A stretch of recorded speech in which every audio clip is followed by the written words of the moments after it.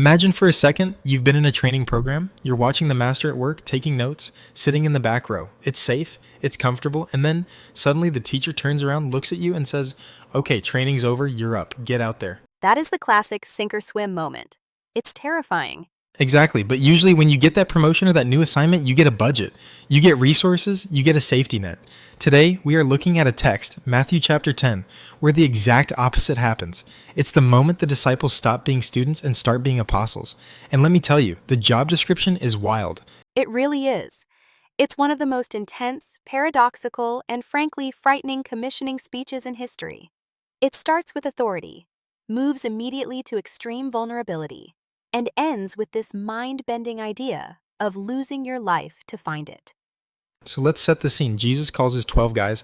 We get the list of names: Peter, Andrew, James, John, even Judas gets a mention here, and he gives them power. Specifically, authority over unclean spirits and disease. That sounds great, right? You're feeling powerful. Right? You feel like a superhero. You've got the power to heal. But then comes the logistical briefing. And this is where modern management theory would just have a heart attack. Oh, absolutely. The travel policy is a nightmare. He tells them, don't go to the Gentiles yet. Stick to the lost sheep of Israel. Okay, fine, target audience defined. But then he says, freely you received, so freely give. And then the packing list, or rather, the anti-packing list. Don't take any gold, silver, or brass. No bag, no extra coat, no sandals, no staff. It's extreme minimalism. It's like, go start a revolution, but don't bring a wallet. Why? Why make them so vulnerable? I think that's the entire point. It forces dependency. If you have a bag of gold, you rely on the gold. If you have nothing, you have to rely on the hospitality of others, and ultimately, on God. It shifts the dynamic from a transaction to a relationship. He says, the laborer is worthy of his food. He's telling them that their very presence is a gift to the host. That's a fascinating way to look at it. You aren't a beggar. You're a worker worthy of your keep. But there's a flip side to that hospitality, isn't there? The instructions for when people don't welcome you are pretty harsh. Shake the dust off your feet. Yeah, that image always sticks with me. It's so dismissive. It is, but it's also protective. If you walk into a town and they reject your message of peace, you don't stay and fight. You don't internalize that rejection. You literally shake the residue of that place off you and move on. It's a way of saying, I did my part, the consequences are now on you. And he compares those unwelcoming towns to Sodom and Gomorrah, which implies the stakes are incredibly high. So we have this picture of them walking town to town, vulnerable but powerful, but then the speech takes a dark turn. We go from heal the sick to, well, sheep among wolves. This is where the narrative tension really spikes. Jesus doesn't sugarcoat the future. He says, behold, I send you out as sheep among wolves. Now, usually when sheep meet wolves, it's a massacre. Right, the sheep don't win. Exactly. But then he gives this brilliant piece of advice. Be wise as serpents and harmless as doves. I've always loved that phrase, but it's tricky to balance, isn't it? Usually, if you're a serpent, you're dangerous. If you're a dove, you're naive. It's the ultimate combination of street smarts and purity. You need the serpent's intelligence. You need to read the room, anticipate the danger, know when to flee. But you must maintain the dove's innocence. You can't become a wolf just because you're fighting wolves. You have to remain innocent of evil while being fully aware of it.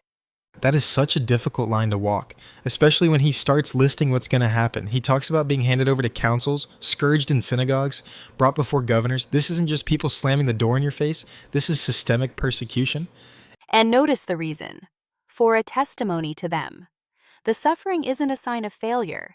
It's part of the marketing plan, so to speak. Your trial becomes your platform. But the betrayal hits even closer to home. He says, brother will deliver brother to death, children against parents. That is the most chilling part. In the ancient world, and even today, family is the ultimate safety net. If you lose your money, you go to your family. If the government is after you, you hide with your family. Jesus is saying, because of me, that safety net might rip. The gospel is so disruptive that it tears apart the most fundamental human bond.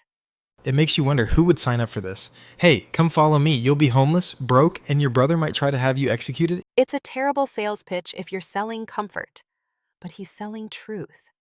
And then he offers this profound reassurance. He tells them not to worry about what to say when they get arrested. Because the Spirit of the Father will speak in them. Right. You aren't alone in the dock. But then, almost immediately after talking about family betrayal, he drops one of the most controversial lines in the New Testament. Don't think that I came to send peace on the earth. I didn't come to send peace, but a sword.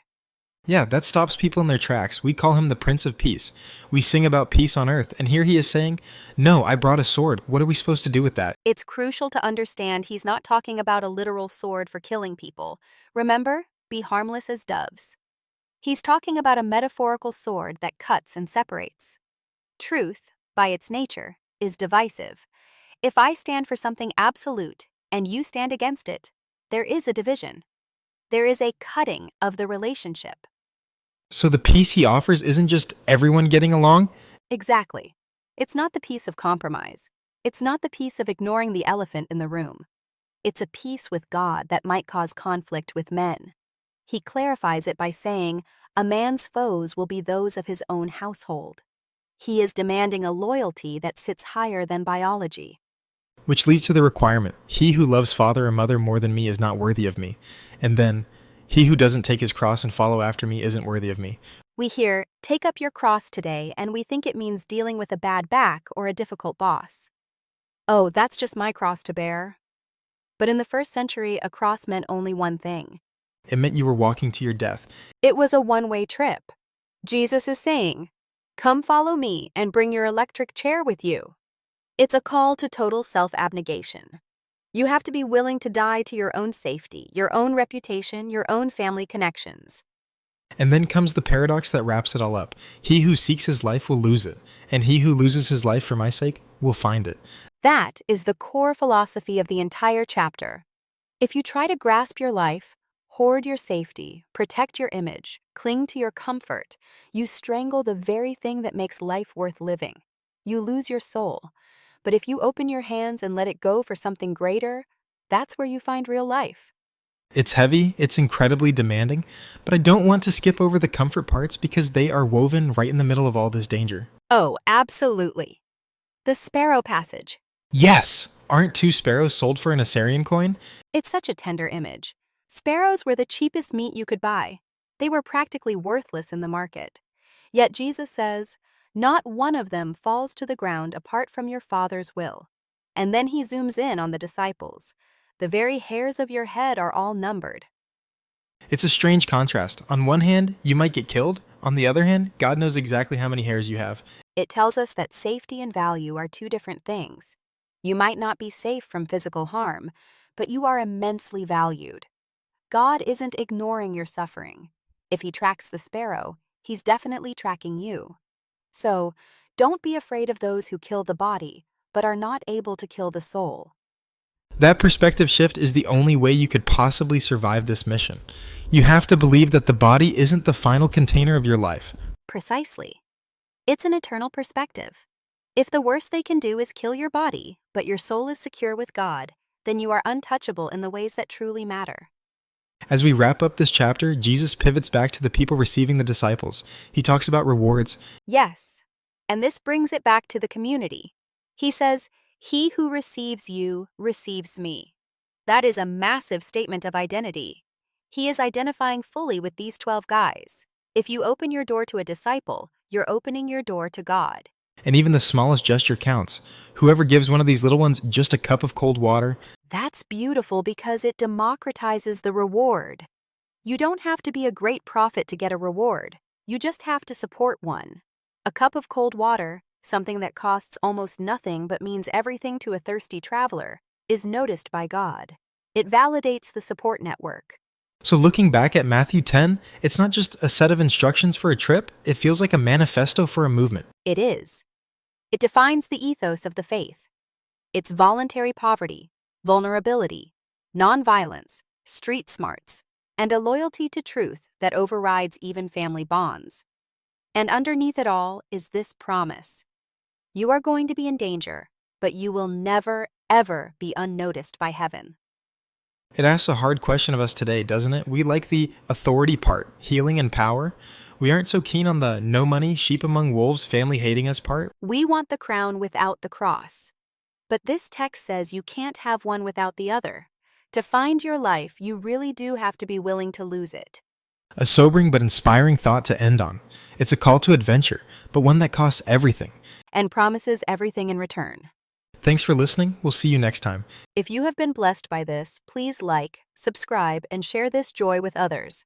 God bless.